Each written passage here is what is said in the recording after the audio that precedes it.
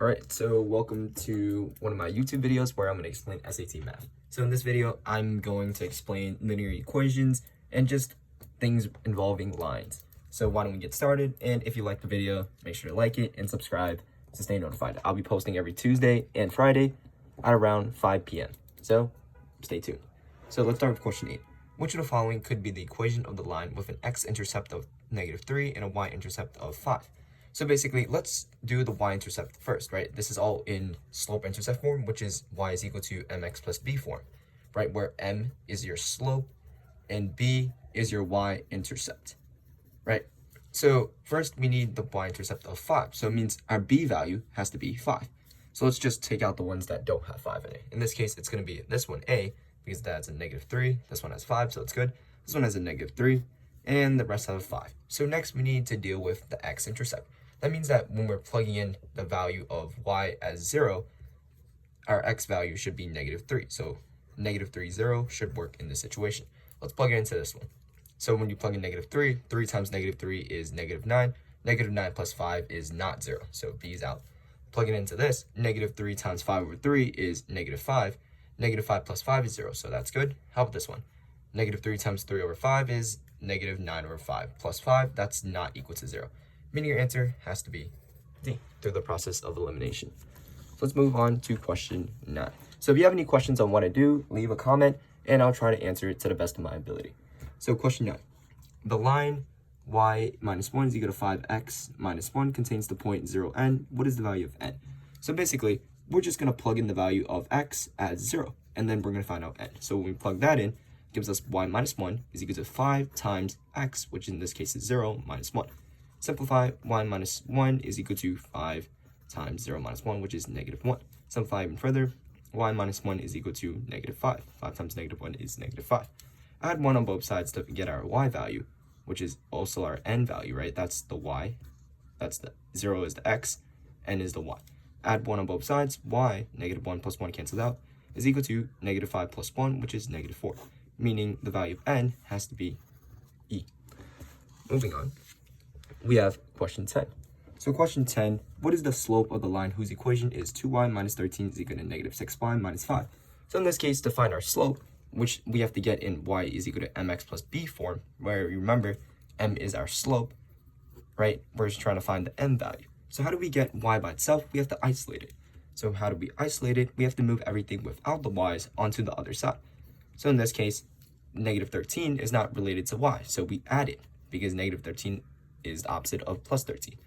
Remember to do it on both sides, giving us 2y, because on the left side, -13 plus 13 cancels out, is equal to -6x. -5 plus 13 is 1. That's going to give us positive 8.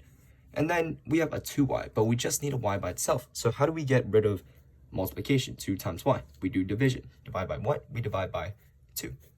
2 divided by 2 cancels out, giving us y is equal to -6x divided by 2, which is -3x. -6 divided by 2 is -3, and 8 divided by 2 is 4.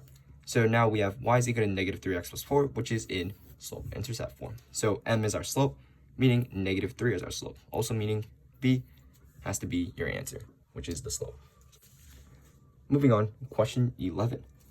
If the line y is equal to mx+b is graphed above, then which of the following is true?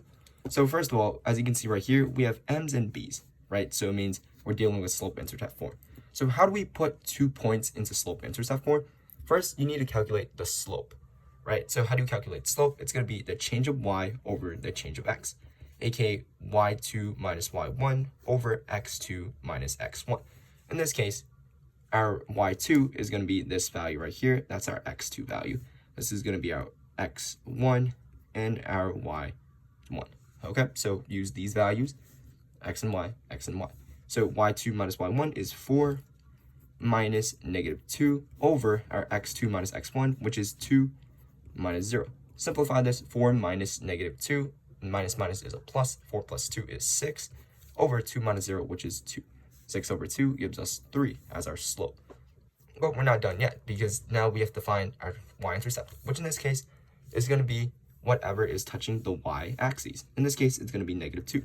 Meaning the equation of our line is y is equal to our slope, 3x, and then our slope, our y-intercept, which is -2. That's our line. Y is equal to 3x minus 2. So now we have our m and b values. So m is our slope, which in this case is 3. B is our y-intercept, which we found out was -2, right? This is our y-intercept. So now we have the values of m and b. If you plug it in, see what works. M is less than b. Is 3 less than -2? That's not true. M is equal to b. 3 is not equal to -2, so that's not true either. 2m is equal to 3b. 2 times m, 6, is equal to 3 times -2. 6 is not equal to -6, so C's out. 2m plus 3b is equal to 0. 2 times m is 6. 3b times -2 is -6. So 6 minus 6 is 0, so this one works. And 3 is equal to 2b divided by 3. M is equal to 2b divided by 3. So 3 is equal to 2 times -2 divided by 3. That's not true, right? That means your answer has to be D. Moving on to our last question. Line L passes through points 3, -0.5, and -2, 4. If line M is parallel to line L, which of the following must be the equation of line M? So basically, we have to deal with something parallel. Whenever you see this word, it means you're going to have to try to find the slope of a line. Because parallel lines have the same slope. You have to remember that. So I'm going to write that down. Parallel lines have the same slope. So in our previous question, how do we find the slope? What we did was delta y or delta x, right? y2 minus y1 over x2 minus x1. Okay, so in this case, we have to identify our points. y2 minus y1. So let's do 4 minus -0.5, right? y2 minus y1 over x2 minus x1. x2, -2, minus x1, which in this case is 3. Simplify this. 4 minus -0.5 is going to give us 4.5, right? Negative, positive. 4 plus 0.5 is 4.5 over -2 minus 3, which in this case is -5. Simplify this. If you do this on your calculator or you do it in your head, this is going to equal to -0.9. So that's going to be the slope of line L. And line M, right, is parallel. And parallel lines have the same slope. So it means our line M has to have a slope of -0.9. As you remember, y is equal to mx plus b. What is our slope value? It's going to be the M. So it means this value has to be -0.9. And which of our following answer choices have a slope of -0.9? It's not A, it's B, it's not C, it's not D, it's not E, right? All of these don't have an M value of -0.9 besides for B. So these are a few sample questions on solving equations and using MX+B form, which is very common on SATs. So if you're interested in any other topics, leave it in the comments and I'll go over them. See you soon.